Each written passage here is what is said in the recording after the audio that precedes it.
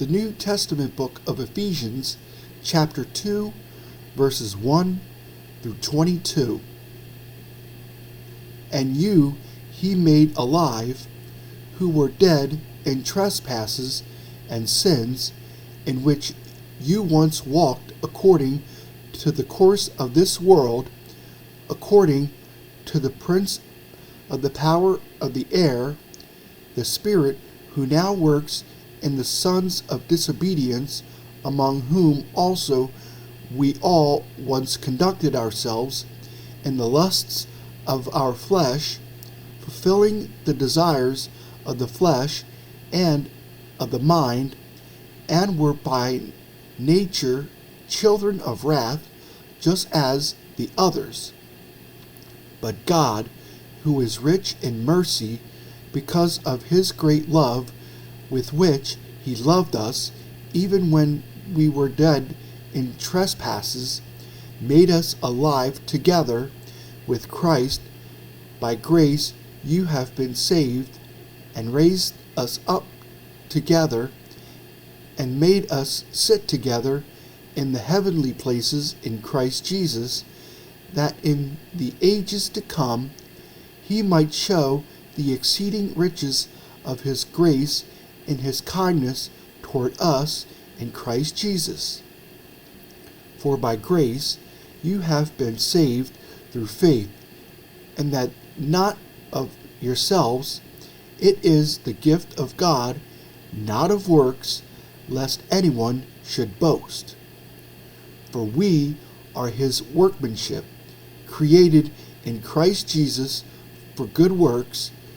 which God prepared beforehand that we should walk in them. Therefore, remember that you, once Gentiles in the flesh, who are called uncircumcision by what is called the circumcision made in the flesh by hands, that at that time you were without Christ, being aliens from the commonwealth of Israel and strangers from the covenants of promise, having no hope and without God in the world. But now in Christ Jesus, you who once were far off have been brought near by the blood of Christ. For he himself is our peace, who has made both one, and has broken down the middle wall of separation, having abolished in his flesh the enmity, that is, the law of commandments contained in ordinances, so as to create in himself one new man from the two, thus making peace, and that he might reconcile them both to God in one body through the cross, thereby putting to death the enmity. And he came and preached peace to you who were afar off, and to those who were near. For through him we both have access by one Spirit to the Father.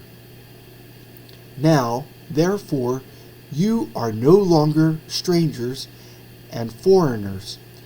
but fellow citizens with the saints and members of the household of God, having been built on the foundation of the apostles and prophets, Jesus Christ himself being the chief cornerstone, in whom the whole building, being fitted together, grows into a holy temple in the Lord,